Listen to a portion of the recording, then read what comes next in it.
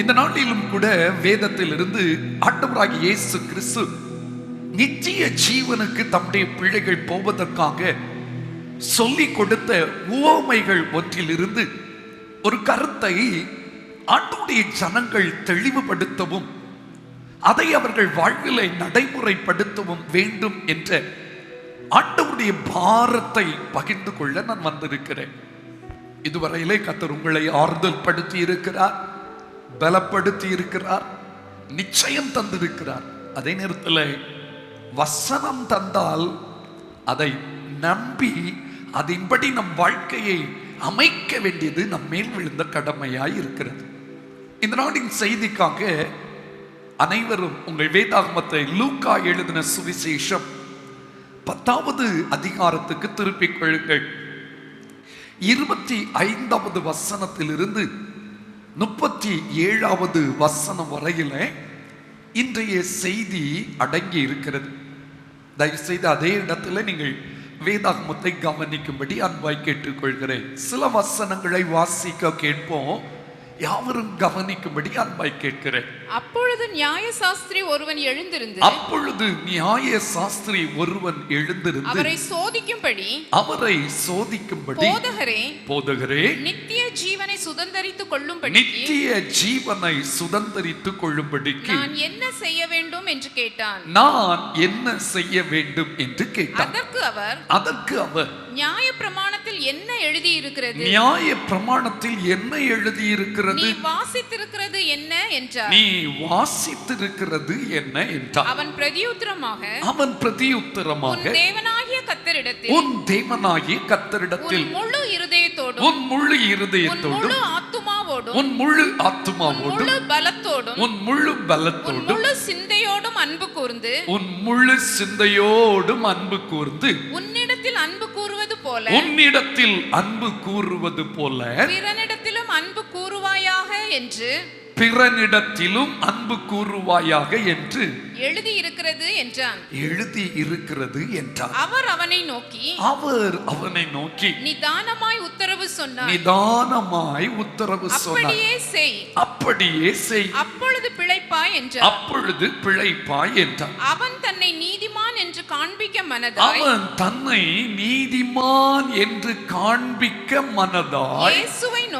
இயேசுவை நோக்கி எனக்கு பிறன் யார் என்று கேட்டான். எல்லாரும் சேர்ந்து சொல்லுங்க, எனக்கு பிறன் யார் என்று கேட்டான். கவனிங்க, இங்க ஒரு மனிதன் ஆண்டவரிடத்தில் வந்து ஒரு நல்ல கேள்வி கேட்கிறார். ஆண்டவரே, நித்திய ஜீவனை அடைவதற்கு நான் என்ன செய்ய வேண்டும்? ஆண்டவர் சொன்னார், நியாயப்பிரமாணத்தில் என்ன எழுதியிருக்கிறது? நீ வாசித்திருக்கிறது என்ன என்று கேட்ட பொழுது அவன் சொன்னான், உன் முழு இருதயத்தோடும் உன் முழு ஆத்மாவோடும் உன் முழு பலத்தோடும் உன் முழு சிந்தையோடும் தேவனிடத்தில் அன்பு கூர்ந்து உன்னிடத்தில் அன்பு கூறுவது போல பிறனிடத்திலும் அன்பு கூறுவாயாக என்று சொன்னான். உடனே ஆண்டவருக்கு சந்தோஷம். சரியாய் உத்தரவு சொன்னாய், நிதானமாய் உத்தரவு சொன்னாய் என்று சொல்லிவிட்டு நீ அப்படியே செய்வாயானால் பிழைப்பாய், அப்படி என்றால் நித்திய ஜீவனை அடைவாய் என்று சொன்னார்.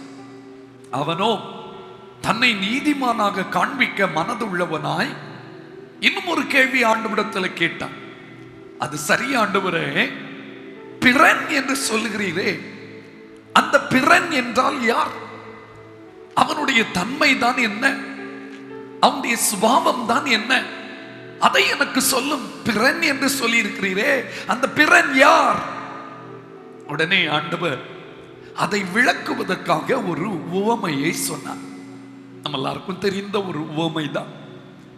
ஒரு மனுஷன் எருசலேமில் இருந்து எரிகோவுக்கு போகையில் கள்ளர் கையில் அகப்பட்டான்.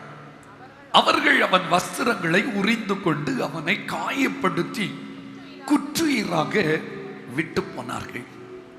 எல்லாரும் கவனிக்கணும். இந்த வார்த்தையை நான் உங்களுக்கு சற்று விளக்க விரும்புகிறேன். இந்த வசனத்தை 2 கோணத்திலே எடுத்துக்கொள்ளலாம். கள்ளன் என்பது சாத்தானை குறிப்பிடுகிறது.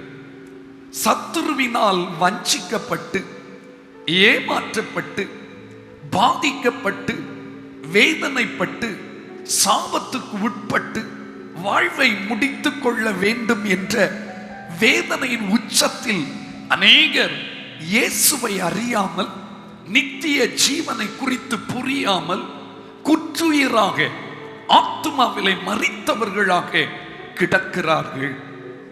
அதே வேளையில உண்மையாகவே வாழ்க்கையிலே வேதனைகளின் நிமித்தம், கஷ்டங்களின் நிமித்தம், பாடுகளின் நிமித்தம் மிகுந்த விரக்தி அடைந்து, என்ன ஒரு வாழ்க்கை, இப்படி ஆகிவிட்டே என்ற விரக்தியோடு இருக்கிற ஒரு கூட்டம் ஜனம் இருக்கிறார்கள். பாவத்தினால் குற்றுயிராய் கிடக்கிறவர்களும் உண்டு, பாரத்தினால் குற்றுயிராய் கிடக்கிறவர்களும் உண்டு. எதற்கையா ஆண்டவர் இதை சொல்ல வேண்டும்? இங்கே பிறன் என்பதை விளக்குவதற்கு தேவன் ஏன் இந்த சம்பவத்தை கொண்டு வருகிறார்? கொஞ்சம் யோசிக்க போறீங்க, நல்ல கவனிங்க. இப்படி குற்றுயிராய் கிடக்கிற ஜனத்தை குறித்து எந்த ஒரு மனிதன் கரிசனை கொள்ளுகிறானோ அவன்தான், சொல்லுங்க, பிறன் என்று அழைக்கப்படுகிறான். கவனிக்கிறவங்க மட்டும் ஒரு அல்லேலூயா சொல்லுவோமா? எல்லாரும் கவனிக்கணும். இப்போ குற்றுயிராய் ஒரு மனிதன் கிடக்கிறான். அவன் எருசலேமில் இருந்து எங்க போகிறான்? எரிகோ. எருசலேம் மகாராஜாவின் நகரம். எரிகோவோ சபிக்கப்பட்ட ஒரு பூமி. தேவனுடைய சமூகத்தை விட்டு விலகி போகும்போது அது அவனுக்கு பாதிப்பையும் மிகப்பெரிய ஆபத்தையும் உண்டு பண்ணுகிறது என்பதை இது விளக்குகிறது. அப்படி சொல்லிவிட்டு ஆண்டவர் சில காரியங்களை விளக்க முயற்சிக்கிறார். ஜனங்கள் புரிந்து கொள்ள வேண்டும் என்று வாஞ்சிக்கிறார். அது என்ன? 3 பேர் இந்த மனிதனை காண்கிறார்கள். ஒன்று, எல்லாரும் சொல்லுங்க பார்க்கலாம், எல்லாருக்கும் தெரிந்த சம்பவம். ஒன்று ஆசாரியன், இன்னொன்று லேவியன், இன்னொன்று சமாரியன். 3 விதமான ஜனங்களை இது குறிப்பிடுகிறது.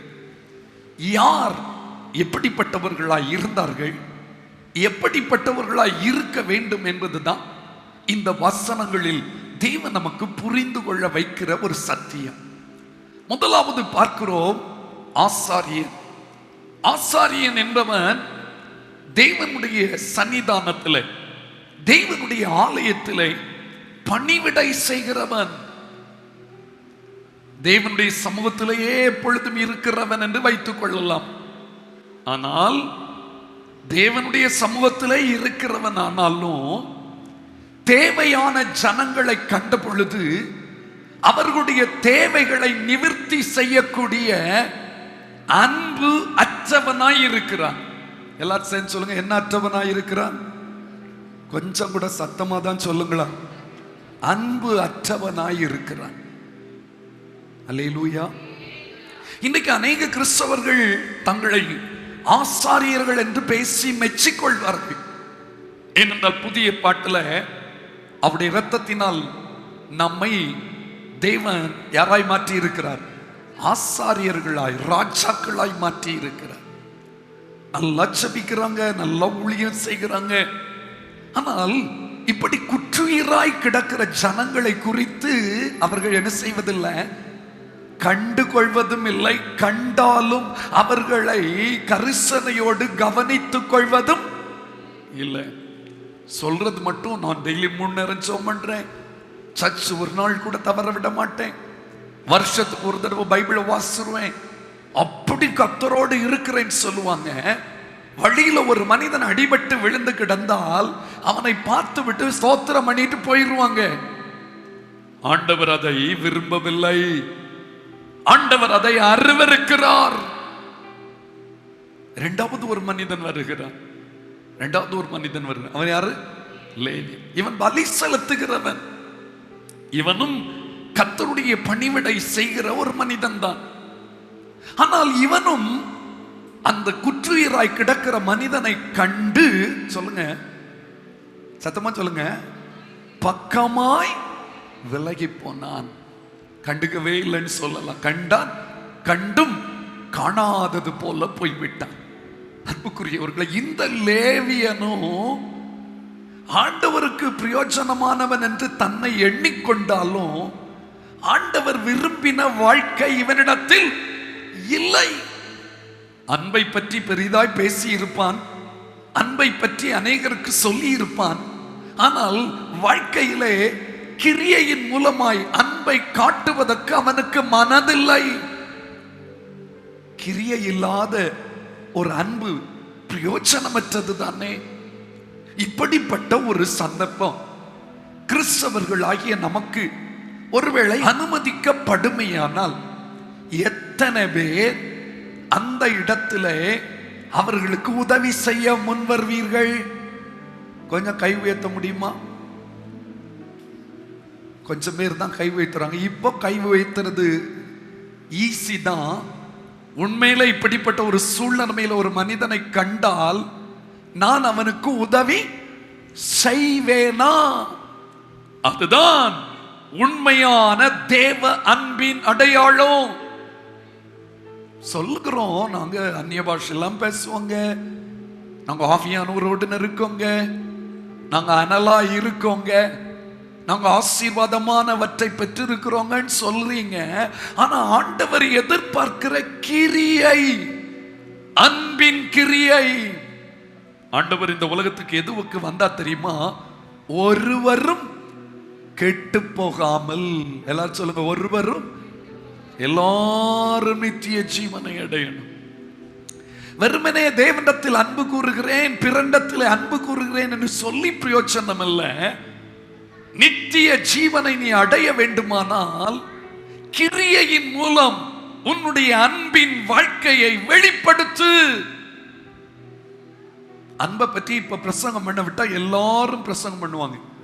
அன்புக்கு பொறாமை இல்லை, அன்புக்கு சொல்லுங்க சாந்தம் உள்ளது, கோபம் வராது, அப்படிலாம் சொல்லுவாங்க. ஆனா வீட்டுல போனா அந்த அன்பின் கிரியைகளை பார்க்க முடியல.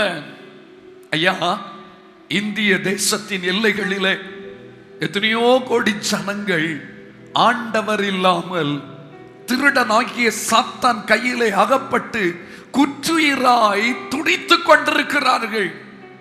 இதை கண்டும் அநேகர் கவலை கொள்வதில்லை. அவர்கள் ஜீவனை அடைய வேண்டும் என்று அக்கறை கொள்வதும் இல்லை. எங்கள் ஜனங்கள், இந்த மனுக்குலங்கள் அழித்து போகக்கூடாது என்று ஒரு நிமிடமாவது திறப்பில் நின்று ஜெபித்தீர்களா? ஜெபித்தீர்களா? நீங்கள் தாயா ஆசாரியர்கள், நீங்க தாயா லேவியர்கள். யாரோ ஒரு சிலர் அதை செய்திருக்கலாம். ஆனா பெரும்பான்மையான கிறிஸ்தவங்க அதை பார்த்துட்டு நமக்கு என்ன? ஆண்டவர் சொல்றாரு, திறனாய் இருந்தால், நீ அன்புள்ளவனாய் இருந்தால் இப்படி இருக்க மாட்டாய். இந்த அநேக கிறிஸ்தவர்கள் இந்த ஆசாரியனை போல, இந்த லேவியரை போல கஷ்டப்படுகிற, நெருக்கப்படுகிற, உடைந்து கிடக்கிற, சோர்ந்து கிடக்கிற, தளர்ந்து கிடக்கிற ஜனங்களை கண்டும் காணாதது மாதிரி போய்விடுகிறார்கள். நமக்கு அறிமுகமான நம்முடைய நண்பர் வட்டாரங்கள், நம்முடைய உறவுகளில் எத்தனையோ பேர் சோர்ந்து போய் இருக்கிறார்களே. சில வாலிபர்கள் மரண எண்ணத்தோடு காணப்படுகிறார்களே. இவைகளை கேள்விப்படும் பொழுது, இவைகளை பார்க்கும் பொழுது அவர்கள் மீட்கப்படும்படியாய் அவர்களை உற்சாகப்படுத்தி, வேண்டாம், ஆண்டவர் உனக்கு ஜீவன் தந்திருக்கிறார், நீ நிச்சயம் வாழ முடியும் என்று 4 நல்ல வார்த்தை சொல்லி அவர்களை தூக்கி விட்டவர்கள் எத்தனை பேர் இங்கு உண்டு? இந்த மனிதன் குற்றுயிராய் கிடக்கிறான். இன்னும் சில வினாடிகளிலே மரித்து போவானே. ஆனால் அந்த இரத்த பழியை யாரிடத்தில் தேவன் கேட்பார்? 2 பேரும் கடவுளுக்கு ஊழியம் செய்கிறேன் என்று சொன்னார்கள். ஆனால் ஆண்டவர் விரும்பின அன்பின் கிரியையை அவரிடத்தில் சொல்லுங்க காணவே இல்லை. 3ஆவதாக ஒரு மனிதன் வருகிறான். அவனைத்தான் நான் இன்று உங்களுக்கு சுட்டி காண்பிக்க விரும்புகிறேன். வாசிக்கலாமா? 10ஆம் அதிகாரம் 33வது வசனம். பின்பு சமாரியன் ஒருவன் பிரயாணமாய் வருகையில், பின்பு சமாரியன் ஒருவன் பிரயாணமாய் வருகையில் அவனை கண்டு மனதுருகி கிட்ட கிட்ட வந்து அவனுடைய காயங்களில் எண்ணெயும் அவனுடைய திராட்சரசமும் காயங்களில் எண்ணெயும் திராட்சரசமும் வார்த்து காயங்களை கட்டி அவனை தன் சுய வாகனத்தின் மேல் ஏற்றி சத்திரத்துக்கு கொண்டு போய் அவனை பராமரித்தான். மறுநாளிலே தான் புறப்படும் போது ரெண்டு பணத்தை எடுத்து சத்திரத்தான் கையில் கொடுத்து நீ இவனை விசாரித்துக்கொள், அதிகமாய் ஏதாகிலும் இவனுக்காக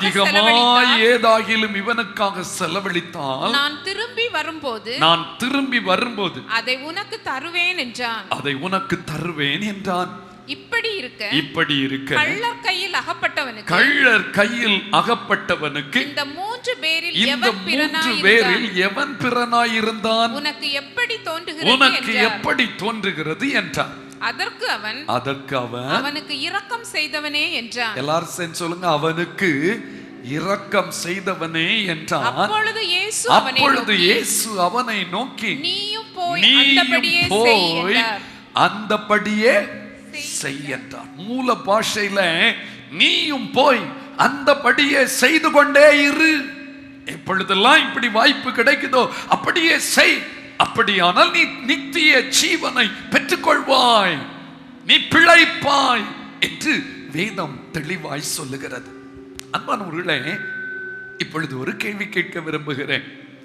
நம்ம பொதுவா இந்த சமாரியன் என்று சொன்ன உடனே அவருக்கு ஒரு நல்ல பேரெல்லாம் கொடுத்துருப்போம். எப்படி? இங்க சமாரியன் தான் இருக்குது, நாம என்ன சொல்லுவோம்? நல்ல சமாரியன். உடனே நல்ல சமாரியன் என்று யாரை சொல்லி தப்பிக்கொள்வோம் தெரியுமா? இயேசுவை சொல்லுவோம். ஒரு பாட்டு கூட பாடுவோம், நல்ல சமாரியன் இயேசு என்னை தேடி வந்தாரே, நல்ல சமாரியன் இயேசு என்னை தேடி வந்தாரே. கவனிக்கணும். நல்ல சமாரியன் இயேசு என்னை தேடி வந்தது உண்மை. அந்த இயேசு உங்களையும் என்னையும் இந்த உலகத்தில் நல்ல சமாரியர்களாய் வாழ வேண்டும் என்று விட்டு போயிருக்கிறார்.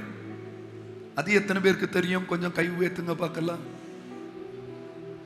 இத மறந்துறது, இயேசு தான் சமாரியர் அப்படின்னு சொல்லி நம்ம எஸ்கேப் ஆயிடும். ஆனா ஆண்டவர் சொல்ல, பிறன் யார் இந்த சமாரியனை போல வாழ்வில் கிறிஸ்துவின் அன்பை வீழ்ந்து கிடக்கிற குற்றுயிராய் கிடக்கிற இந்த சமுதாயத்திற்கு அவன் ஜீவனை கொண்டு வருவதற்கு ஏதுவாய் பிரயாசப்படுகிறவன் தான் சமாரியன். நீங்க சமாரியர்களா? இப்போதான் சமாரியன்னா யாரு, சமாரியனுடைய தன்மை என்ன, ஏன் ஆண்டவர் இவனை பிறன் என்று சொல்லி மெச்சி பேசுகிறார், அதை நான் உங்களுக்கு சொல்ல போறேன். இங்க பாருங்க, இந்த சமாரியனை பற்றி பேசலாமா? பின்பு சமாரியன் ஒருவன் பிரயாணமாய் வருகையில் அவனை கண்டு, சொல்லுங்க, என்ன உருகி, கொஞ்சம் கூட சத்தமா சொல்லுங்களா, ஹல்லேலூயா, சத்தமா சொல்லுங்களா. எங்க இயேசு மனதுருகுகிறார், அதை போல இயேசுவின் பிள்ளைகளும் எப்படி இருக்கணும்? கொஞ்சம் கூட சத்தமா சொல்லுங்களா. மனதுருகும் தெய்வமே இயேசையா, உம்மை மனதார துதிப்பேன் ஸ்தோத்தரிப்பேன். மனதுருகும் தெய்வமே இயேசையா, உம்மை மனதார துதிப்பேன் ஸ்தோத்தரிப்பேன். நீ நல்லவர், சர்வ வல்லவர், நீ நல்லவர், சர்வ வல்லவர். உம் இரக்கத்துக்கு முடிவே இல்லை, உம் அன்பிற்கு அளவே இல்லை. அவை காலை தோறும் புதிதாயிருக்கும், அவை காலை தோறும் புதிதாயிருக்கும். ஹல்லேலூயா. பாருங்க, தேடி வந்த மனிதர்களின் தேவைகளை அறிந்தவராய் தினம் தினம். அப்ப மனதுருக்கமுடையவர் தேவை உள்ளவர்களுடைய தேவையை என்ன செய்கிறவர்? சந்திக்கிறவர், நிறைவேற்றுகிறவர். அந்த மனதுருக்கமுடைய தேவனுடைய இரத்தத்தினால் மறுபிறப்படைந்த நீங்களும் நானும் அதே மனதுருக்கத்தோடு இந்த மனுக்குலத்தை பார்க்க வேண்டும். அல்லேலூயா. சத்தமா அல்லேலூயா சொல்லுங்களேன். நீங்க வழியில போற வழியில ஒரு நபர் அடிபட்டு கீழே விழுந்து கிடக்கிறார். அவசரமா போயிட்டு இருக்கீங்க. எத்தனை பேர் நின்று உங்க கார்ல அந்த நபரை தூக்கி போட்டு ஹாஸ்பிட்டல்ல கொண்டு விட்டு அங்க ட்ரீட்மெண்ட்டுக்கு எல்லாம் அரேஞ்ச் பண்ணிட்டு வீட்டுக்கு தகவல் சொல்லிட்டு திரும்பவும் போய் பார்த்துட்டு அவங்கள உற்சாகப்படுத்துவீங்க. நம்ம நல்ல சமாரியன் இயேசு அவர் மட்டும் என்னை கண்டிராவிட்டால், சொல்லுங்க, என்னை கண்டிராவிட்டா, பைபிள்ல ஒரு வசனம் எசேக்கியேல் இருக்குது, நீ இரத்தத்தில் தோய்ந்தவனாய் விழுந்து கிடந்தாய், தூக்கி எறியப்பட்ட என்னை வேண்டும் என்று சொல்ல தேவன். எல்லாருக்கும் வேண்டான்னு என்னை தூக்கி எறிஞ்சிட்டாங்க. குற்றுயிராய் கிடந்த என்னை தேடி வந்த இயேசு. கரத்தை உயர்த்தி சொல்வோமா? தூக்கி எறியப்பட்ட என்னை வேண்டும் என்று சொல்லி சேர்த்து கொண்ட நல்ல நேசர். ஒரு முறை கூட, தூக்கி எறியப்பட்ட என்னை வேண்டும் என்று சொல்லி சேர்த்து கொண்ட உமழகான கண்கள் என்னை முடிந்ததென்று நினைத்தனா உயிர் வாழ்கின்றேன். உமழகான கண்கள் என்னை கண்டதாலே முடிந்ததென்று நினைத்தனா உயிர் வாழ்கின்றேன். அன்புக்குரியவர்களே, இந்த மனிதன் அந்த குற்றுயிராய் கிடந்த மனிதனை பார்த்த உடனே அவன் மேல என்ன உருகினானா? மனதுருகினான். நீங்களும் நானும் தான் அப்படிதான் இருக்கணும். கஷ்டப்படுறவங்க, பலவீனப்பட்டிருக்கவங்க, சொந்து போயிருக்கிறவங்க, பாவத்தினால் பாரம் சுமக்கிறவர்களை பார்த்தா அவங்களை குறித்து என்ன செய்யணும்? மனதுருகணும். சிலர் பாருங்க, இவன் எதுக்கு எருசலேம்ல இருந்து இங்க வரணும்? ஒழுங்கா எருசலேம்ல இருந்திருக்க வேண்டியது தானே. அப்படி இருந்துட்டா இப்படி அடி கிடைத்திருக்குமா என்று சொல்லி அவனை குற்றம் சாட்டுவார்கள். ஏதோ ஒரு அலுவல் வந்தான், வீழ்ந்தான், குறை சொல்லுவதற்கு தேவன் நம்மை அழைக்கவில்லை. குற்றுயிராய் கிடக்கிறவனுக்கு உதவி செய்வதற்கு தேவன் நம்மை அழைத்திருக்கிறார். புரிஞ்சவங்க மட்டும் ஒரு அல்லேலூயா சொல்லுங்களேன். இவ்வளவுதானா? சத்தமா ஒரு அல்லேலூயா சொல்லுங்க. ஹல்லேலூயா. இன்னைக்கு நிறைய பேர் அப்படிதான். சில பாவத்தில் விழுந்து கிடந்தாங்கன்னா அவனை குறை சொல்லியே கொலை செய்து விடுவாங்க. கிடையாது, ஏதோ தவறி விட்டான், ஏதோ பாவம் செய்து விட்டான், அவனுக்காக பரிதபித்து அவன் மேல மனதுருகி அவனை தூக்கி விடுவதற்கு, அவனுடைய குற்றுயிரிலிருந்து அவனை ஜீவனுடையவனாய் மாற்றுவதற்கு, ஏதாகிலும் உதவி செய்வதற்கு தான் கர்த்தர் உங்களையும் என்னையும் அழைத்திருக்கிறார். மறந்துடாதுங்க, மறந்துடாதுங்க. நல்ல கவனிக்கணும். இந்த வார்த்தைகள் என்ன ரொம்ப பாதித்தது. மனதுருக்கம் இருக்குதா? எனக்கு ஏன் ஆச்சரியம் தெரியுமா மனதுருக்கத்தை பற்றி? அங்கே விழுந்து கிடந்தவன் யூதன். எல்லாம் சொல்லுங்க, விழுந்து கிடந்தவன். உதவி செய்ய ஓடி போனவன் சமாரியன். யூதர்களுக்கு சமாரியர்களை கண்டாலே பிடிக்காது. சுருக்கமா சொன்னா, யூதர்களுடைய பார்வையில் சமாரியர்கள் அருவருப்பா இருப்பாங்க. அந்த காலத்திலேயே இந்த ஜாதி மேட்டர்லாம் இருந்திருக்குது. அதுதான் ஆண்டவருக்கு பயங்கர கோபம். கிறிஸ்தவங்க ஆண்டவருடைய பிள்ளைகளுக்குள்ள அப்படிப்பட்ட ஒரு பிரிவினையே சொல்லுங்க, இருக்கக்கூடாது. அதை தகர்க்கிறார் கர்த்தர். அந்த ஜாதி துவேஷத்தை தகர்க்கிறார். பாருங்க, யோவான் 4:9 பாருங்க. யூதர்கள் சமாரியருடனே சம்பந்தம் கலவாதவர்கள் ஆனபடியால், கவனிக்கிறீங்களா? சமாரிய ஸ்திரீ அவரை நோக்கி, நீர் யூதனாய் இருக்க சமாரிய ஸ்திரீ ஆகிய என்னிடத்தில் தாகத்துக்கு தா என்று எப்படி கேட்கலாம்? பொதுவா சமாரியரிடத்துல போய் யூதர்கள் தண்ணி வாங்கி குடிக்க, ஆனா இயேசு அதை என்ன செய்தார்? தகர்த்தார். அந்த தவறான காரியத்தை தகர்த்தார். தகர்த்துட்டு தண்ணி வாங்கி குடித்தார். பாருங்க, இன்னொரு வசனம் இருக்கும், 8 யோவான் 8:48. அப்பொழுது யூதர்கள் அவருக்கு பிரதியுத்தரமாக, உன்னை சமாரியன் என்றும் பிசாசு. இயேசுவை பார்த்து அவங்க என்ன சொல்றாங்க? சமாரியன். இன்னும் அநேக இடங்களில் ஆண்டவரை அறிந்த பிள்ளைகளை தாழ்வாக எண்ணுகிற நிலை அநேக பட்டணங்களில், கிராமங்களில், மாவட்டங்களில் தலைவிரித்தாடுகிறது. கிறிஸ்தவங்க கூட அப்படி எல்லாம் தப்பு பண்றாங்க. அது பெரிய தவறு. ஸ்தோத்திரம். இப்ப கவனிக்க போறீங்க. இந்த சமாரியனை பாருங்க, தன்னை யூதனாகிய இவன் அவமதிக்கிறவனாய் இருந்த பொழுதும் கூட அவனுக்கு ஒரு கஷ்டம் வந்த உடனே இவன் ஓடி போய் என்ன செய்கிறான்?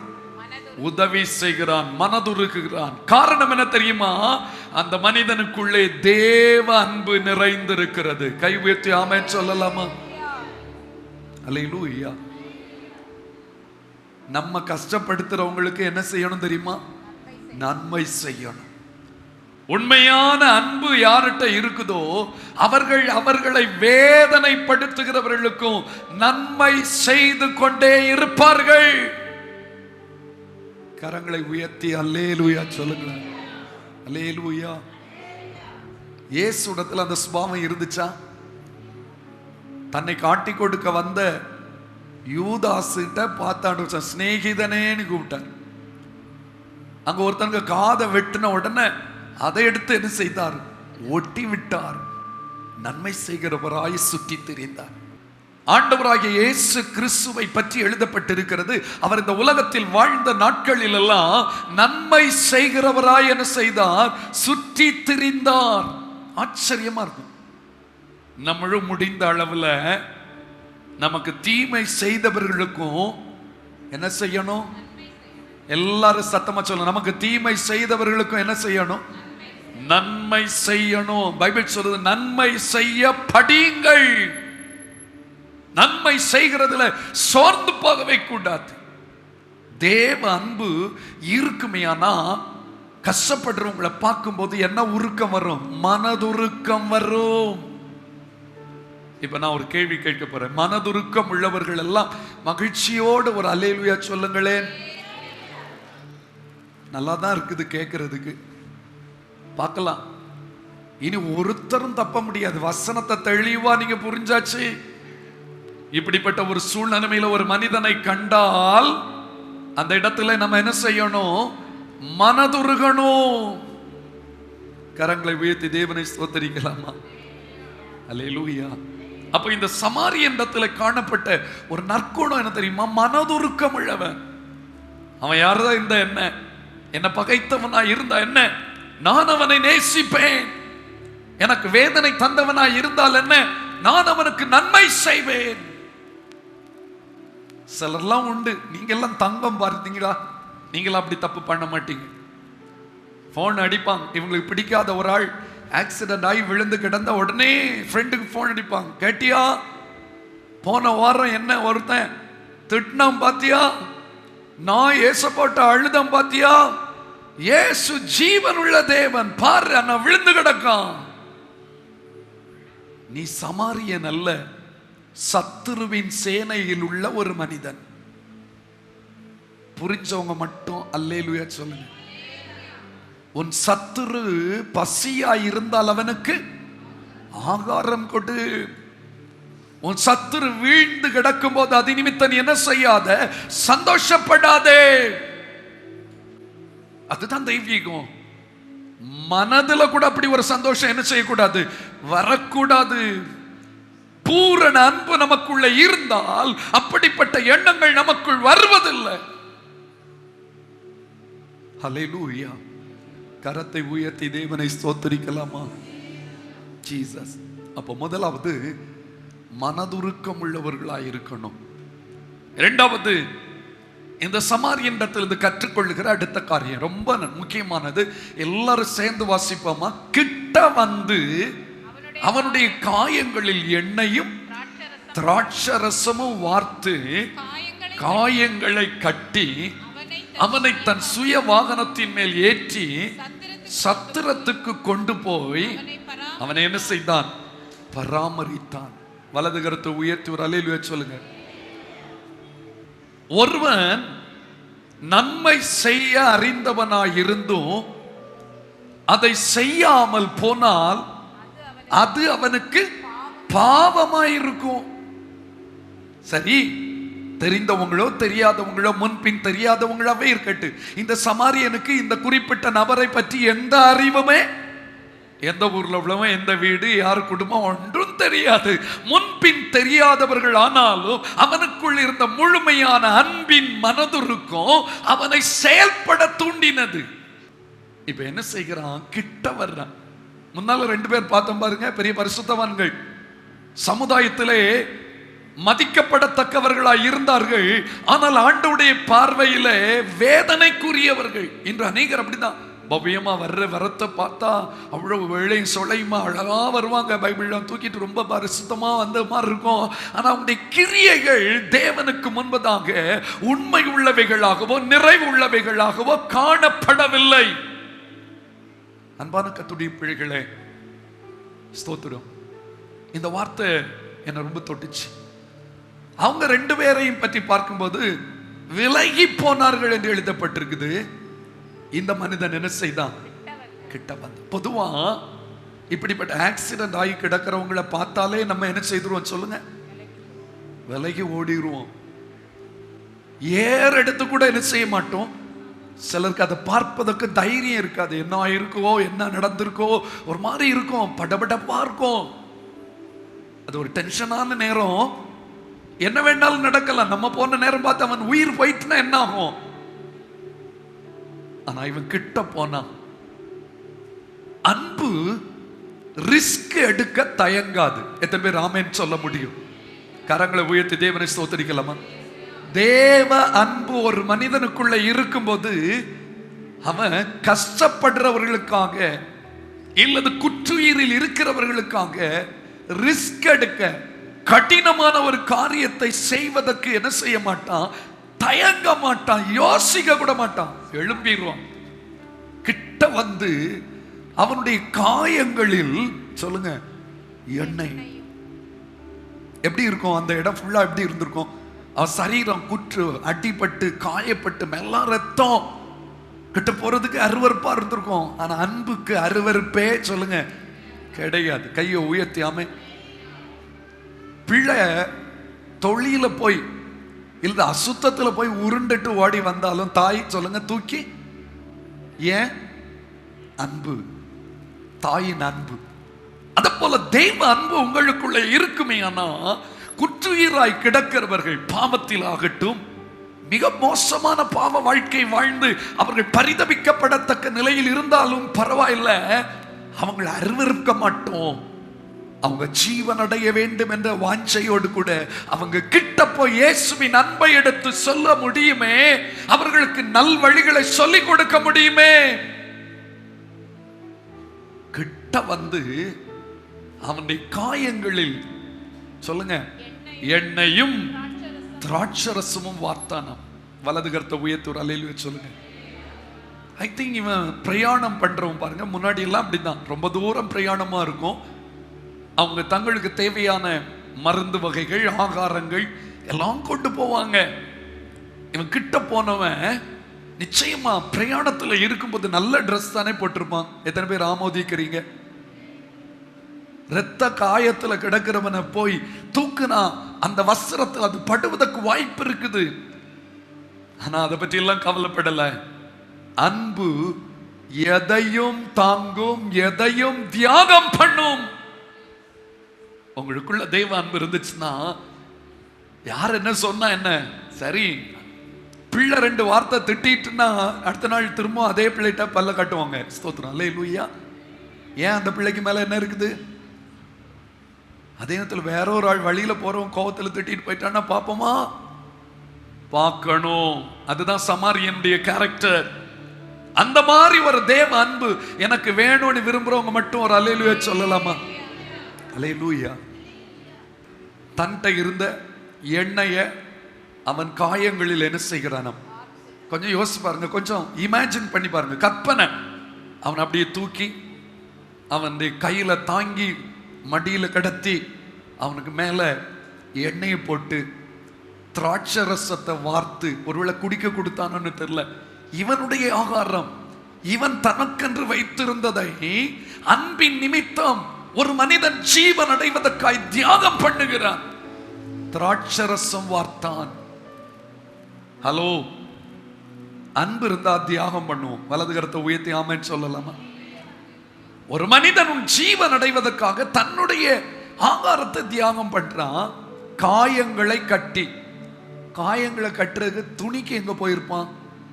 நான் நினைக்கிறேன் தன்னுடைய வஸ்திரத்திலேயே ஒரு பகுதி என்ன செய்திருப்பான்? கிழித்திருப்பான். ஒருவேளை புது ட்ரெஸ்ஸா இருக்கலாம், பரவாயில்லை. இதை விட முக்கியம் ஒரு ஜீவன், ஒரு ஜீவனை காப்பாற்றுவதற்காக நான் எந்த கிரயத்தையும் செலுத்துவேன். ஐயா, இந்த தேசத்திலே எத்தனையோ கோடி ஜனங்கள் பாவத்தினாலே அழிவின் விளிம்பில் நின்று கொண்டிருக்கிறார்கள். இவர்களை நித்திய ஜீவனுக்கு நேராய் திருப்புவதற்காக நீங்களும் நானும் என்ன கிரயம் செலுத்தினோம், என்ன தியாகம் பண்ணும்? எனக்கே யோசிச்சு பார்த்தீங்களா? ஒரு வசனம் இப்படி இருக்கு பாருங்க, வாசிச்சு பார்க்கலாமா? நீதிமொழிகளின் புஸ்தகம் 24வது அதிகாரம். எல்லாரும் எடுத்துங்க. நீதிமொழிகள் 24, சீக்கிரம் 11, 12. மரணத்துக்கு ஒப்பிக்கப்பட்டவர்களையும், எல்லாரும் வாசிக்கணும், இது ரொம்ப முக்கியம். மரணத்துக்கு ஒப்பிக்கப்பட்டவர்களையும், கொலை உண்ண போகிறவர்களையும், கொலை உண்ண போகிறவர்களையும் விடுவிக்க கூடுமானால் விடுவி. எல்லாரும் சேர்ந்து சொல்லுங்க, விடுவிக்க கூடுமானால் விடுவி.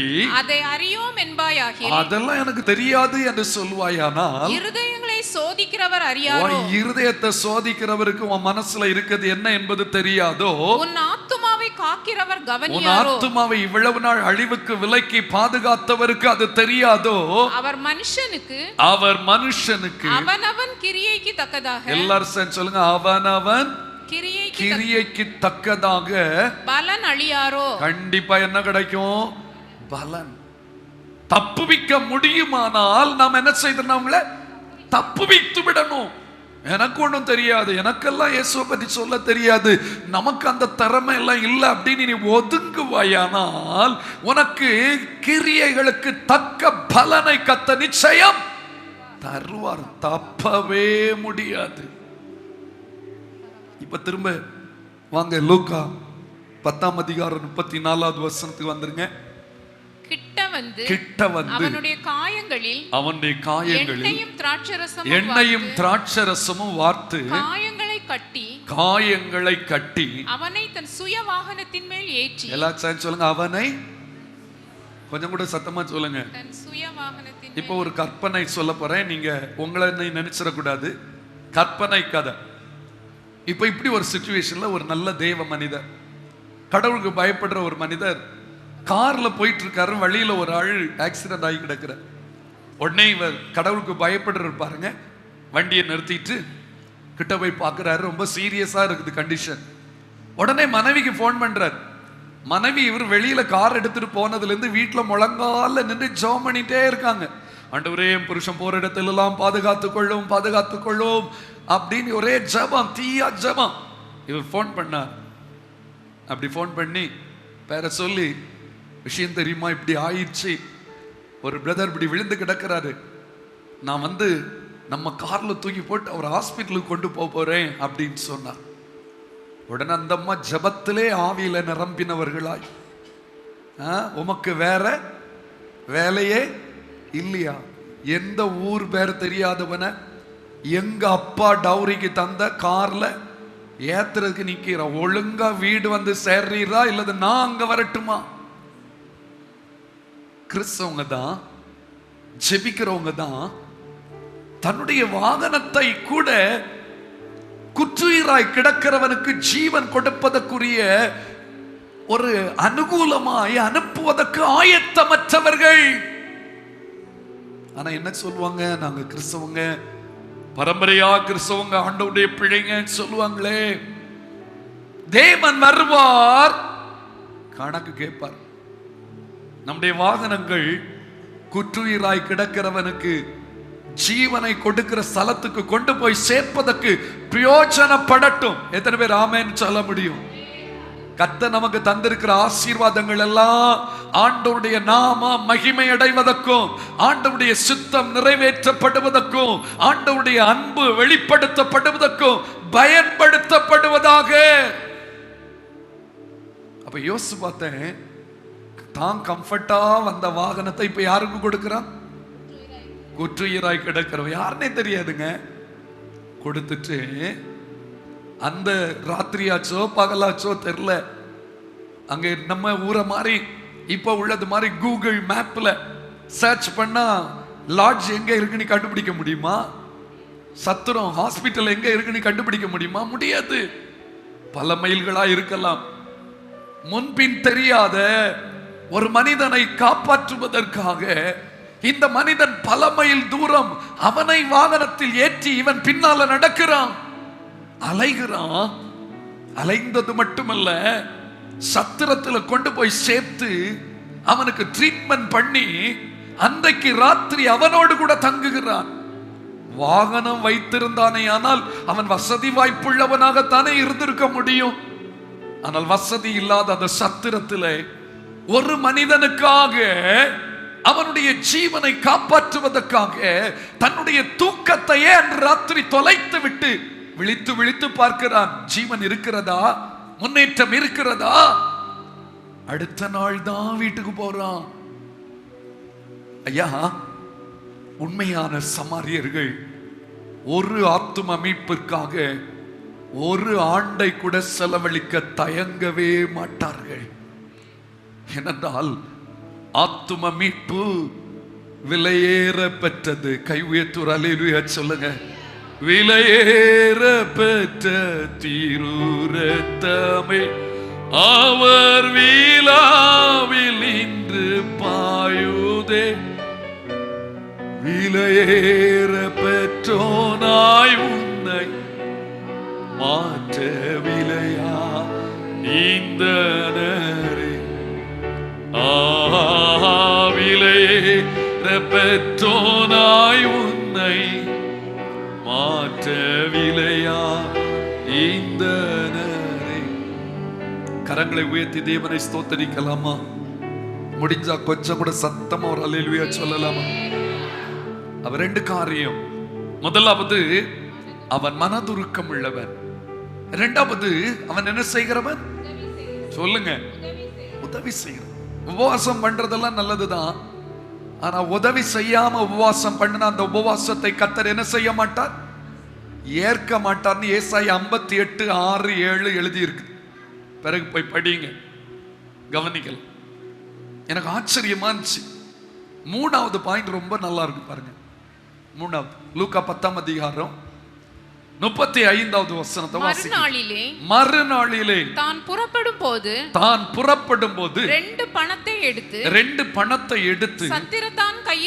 சத்திரக்காரன் கையில் கொடுத்து, நீ இவனை விசாரித்துக்கொள், அதிகமாய் ஏதாகிலும் இவனுக்காக செலவழித்தான். நான் திரும்பி வரும்போது அதை உனக்கு தருவேன் என்றான். எல்லாரும் சேர்ந்து சத்தமா சொல்வீங்களா? நான் திரும்பி வரும்போது அதை உனக்கு. அல்லேலூயா. கொஞ்சம் கூட சத்தமா அல்லேலூயா சொல்லுங்க.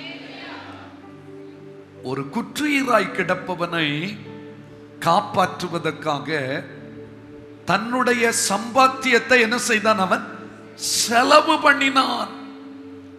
அநீதியான உலக பொருளினால் ஆத்துமக்களை என்ன செய்யுங்கள்? ஆதாயப்படுத்திக் கொள்ளுங்கள், சம்பாதித்துக் கொள்ளுங்கள். நம்ம பணம் எல்லாம் எதுக்குன்னு நினைக்கிறீங்க? நம்ம சந்தோஷமா வாழ்றதுக்கு மட்டுமா? கஷ்டப்படுறவங்க, திக்கற்றவங்க, விதவைகள், ஆதரவற்றவர்கள், அலசடிப்பட்டு கொண்டிருக்கிறவர்கள் வாழ்வதற்கு பயன்படுத்தப்படணும். மறுநாள் அவன் புறப்படும் போது 2 பணத்தை எடுத்து கொடுத்தது மட்டுமில்ல, அவன் சொல்றான், இன்னும் ஏதாவது ஆச்சுன்னா நான் திரும்பி வருவேன். கையை உயர்த்தி ஆமென் சொல்லுங்க. எனக்கு ஆச்சரியமா இருந்துச்சு. சொந்த குடும்பத்திலேயே ஒன்று ஹாஸ்பிட்டல்ல போட்டதோட சரி, திரும்ப இருந்து பார்க்காத எத்தனையோ பரிசுத்தவான்கள் உண்டு. ஆனா முன்பின் தெரியாதவர்களுக்காக நாளைக்கு நான் திரும்பவும், அவ்வளவு அன்புங்க. எல்லாரும் சேர்ந்து சொல்லுங்க, என்னது அன்பு? அன்பு, இயேசுவின் அன்பு, அது அளவிட முடியாதது. நம்பு, அதை நீ நம்பு, இந்த இகமதில் கிடைக்காதது. அன்பு, இயேசுவின் அன்பு, அது அளவிட முடியாதது. அல்லேலூயா. எத்தனை பேர் ஆண்டவரை துதிக்க விரும்புறீங்க? எத்தனை பேருக்கு இந்த வசனம் புரிகிறது? கொஞ்சம் கை உயர்த்துங்க பார்க்கலாம். அப்போ இந்த சமாரியனுடைய 3வது கேரக்டர் என்ன சொல்லுங்க? செலவு செய்பவன். எல்லாரும் சொல்லுங்க, கொஞ்சம் சத்தமா சொல்லுங்க. செலவு. முடிந்த அளவுல திக்கற்றவர்கள், கஷ்டப்படுறவங்க, மருத்துவமனையில பணம் கட்ட முடியாதவங்க, எப்படியோ கஷ்டப்படுற பல குடும்பங்கள் உண்டெல்லாம்.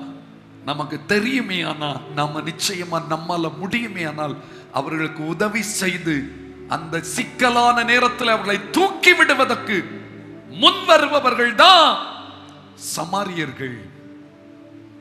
நான்காவதாக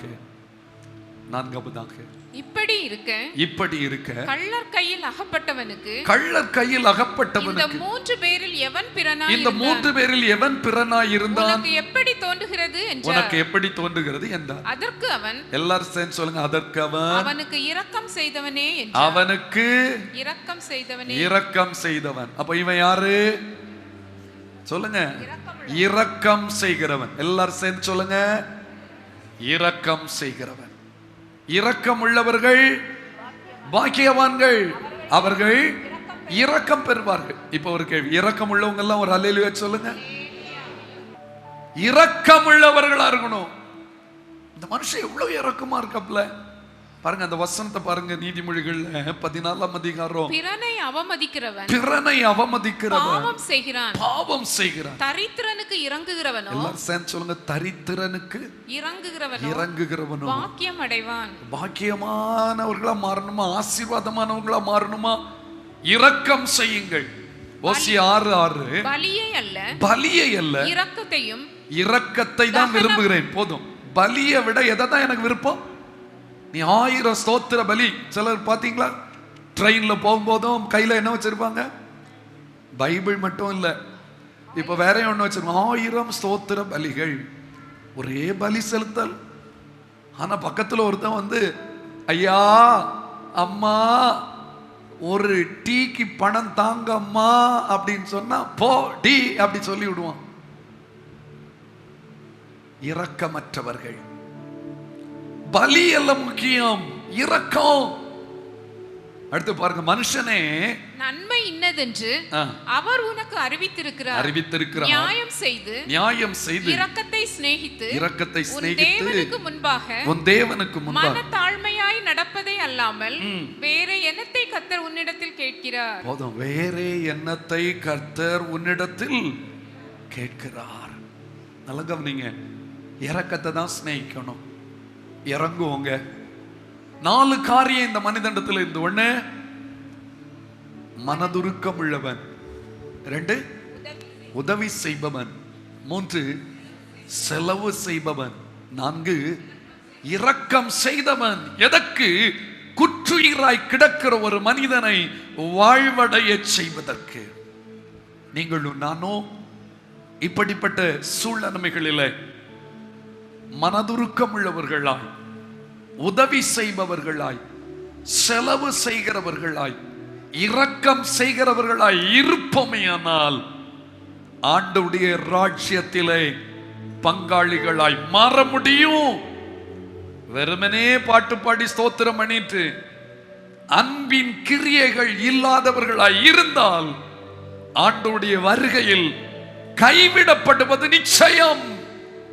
ஆகவே இந்த நாளிலே கர்த்தர் நம்மோடு கூட பேசின வார்த்தைகளை உணர்ந்து எவ்வளோ பெரிய குறை உள்ளவனா நான் இருக்கிறேன் என்பதை புரிந்து கொண்டு, ஆண்டவரே இந்த சமாரியனை போல கிரியை உள்ள ஜீவியம் செய்ய, நல்ல சமாரியனாம் இயேசுவின் மாதிரியை இந்த உலகத்துக்கு வெளிப்படுத்துவதற்கு ஒரு ஜீவியத்தில் ஒரு மாற்றத்தை எனக்கு தாரும் என்று சொல்லி மனதுருக்கத்தோடு கர்த்தர் சமூகத்தில் கெஞ்சுவோமா? இதுவரை இப்படிப்பட்ட நற்கிரியைகள் செய்யாமல் இருந்தது பாவம் என்பதை உணர்ந்து பாவத்தை அறிக்கையிட்டு விட்டு ஆண்டவரிடத்தில் மன்னிப்பை பெற்று ஒரு புது வாழ்வு வாழ்வதற்கு, இரக்க சிந்தை உடையவர்களாய் ஜீவிப்பதற்கு, நற்கிரியைகளை செய்வதின் மூலம் கிறிஸ்துவின் மாதிரியை இந்த உலகத்துக்கு வெளிப்படுத்துவதற்கு, அழிந்து போகிற ஆத்துமாக்களை ஆண்டவர் பக்கம் திருப்புவதற்காக தீவிரம் காட்டுவதற்கு கர்த்தர் உங்களை பலப்படுத்துவாராக. ஆசீர்வதிக்கிறோம். கர்த்தர் உங்களோடு இருப்பார். ஜெபம் செய்வோமா? கர்த்தர் நல்லவர். ஹல்லேலூயா.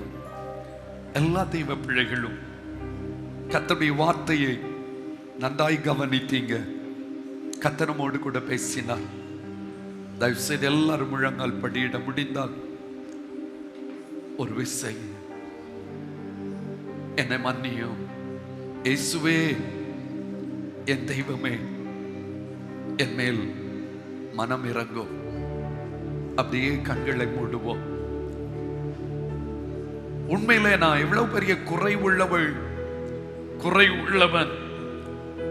நான் இப்படிப்பட்ட சந்தர்ப்பங்களில நானும் அந்த ஆசாரியனை போல லேவியனை போல கண்டும் காணாதவனாகத்தான் போயிருக்கிறேன். என்னோடு கர்த்தர் பேசினார். கிரியை மூலமா கிறிஸ்துவை வெளிப்படுத்துவதற்கு நான் அழைக்கப்பட்டிருக்கிறேன் என்பதை புரிந்து கொண்டேன். என் தவறை கர்த்தர் உணர்த்தினார் என்று சொன்னவங்க மட்டும் உங்க வலது கரத்தை உயர்த்த முடியுமா? நான் தவறு செய்திருக்கிறேன். உண்மையை ஒத்துக்கொள்றவங்க அப்படி கர்த்தரை நோக்கி பார்க்கலாமா? இயேசுவே, என் தெய்வமே, என்னே மனமிரங்கும். இயேசுவே, என் தெய்வமே, இயேசுவே, ஆண்டவரே, என்னே மனமிரங்கும். உம்மை மறுதலித்தேன், உம்மை மறுதலித்தேன், பின் வாங்கி போனேன். உம்மை மறுதலித்தேன், பின் வாங்கி போனேன். ஓ வல்லமை இழந்தேன் ஐயா, ஓ வல்லமை இழந்தேன் ஐயா. என்னை மன்னியும், என்னை மன்னியும் தெய்வமே. இந்த ஒரு விசை, இந்த ஒரு விசை மன்னியுமே. அப்படியே கரங்களை உயர்த்தி, ஆண்டவரே என்னை மன்னியும் அப்பா. என்னோடு நீங்க பேசுனீங்க ராஜா. என் குறைவு எவ்வளவு பெரியதா இருக்குது. எத்தனையோ பேருக்கு உதவி செய்ய வேண்டிய நேரத்துல நான் அறிந்தும் காணாதது போல போனது எவ்வளவு பெரிய பாவம். விழுந்து கிடந்தவனை தூக்கி விடாதது என்னுடைய தவறு. என்னை மன்னியும் அப்பா, என்னை மன்னியும். இன்றைய தினத்திலிருந்து நான் உமக்கு உகந்தவர்களாய், குற்றுயிராய் கிடக்கிறவர்களுக்கு ஜீவனை பெற்று பிழைக்க வைப்பதற்கு என்னாலான தியாகங்களையும் முயற்சிகளையும் பிரயாசங்களையும் அன்பி நிமித்தம் எடுப்பேன். எனக்கு கிருபை தாரும். இந்த ஆராதனையில பங்கெடுத்த ஒவ்வொருவரையும் கர்த்தர் ஆசீர்வதியும். ஒவ்வொருடைய குடும்ப வாழ்வையும் கர்த்தர் ஆசீர்வதியும். ஒவ்வொருடைய ஆத்மீகத்திலும் ஒரு பெரிய மாற்றம் உண்டாகட்டும். கர்த்தருடைய சமூகம் முன் செல்லும் பொழுது கர்த்தர் கூட இருந்து சிறப்பாய் தம்முடைய பிள்ளைகளை நடத்தும். எங்களோடு நீங்க பேசுனீங்களா? அந்த வார்த்தைகளின்படி வாழ்வதற்கு வல்ல ஆவியானவர் நல்ல கிருபைகளை தாருமையா. போக்குவரத்து பிரயாணங்களில் பாதுகாப்பு இருக்கட்டும். படிப்பிலே பிள்ளைகளுக்கு ஞானம் ஞாபக சக்தி விளங்கட்டும். மேற்படிப்பிற்கான வாசல்கள் திறக்கட்டும். வேலைக்கான வழிகளை கத்தர் கட்டளையிடும். குடும்ப வாழ்வின் குறைவுகளை கத்தர் நிறைவாக்கும். சமீபத்திலும் தூரத்திலும் தூர தேசங்களிலும் இருக்கிற எங்களுடையவர்களை அந்தந்த இடங்களை ஆச்சரியமாய் ஆசீர்வதித்து வழி நடத்தும். கடந்து செல்கிறாங்க, கத்தர் முன் செல்லும். இணையதளத்தின் மூலம் தொலைக்காட்சியின் மூலம் இந்த ஆராதனை பங்கெடுத்த ஒவ்வொருவரையும் என் தேவன் ஆசீர்வதித்து மேன்மைப்படுத்தும். வல்ல நாம மட்டும் மைமைப்படட்டும். தாழ்த்தி தருகிறோம். கடந்து செல்கிறாள், கத்தர் கூட இரும். இயேசுவின் நாமத்தில், நல்ல சமாரிய நாம் இயேசுவின் நாமத்தில் ஜெபிக்கிறோம் நல்ல பிதாவே.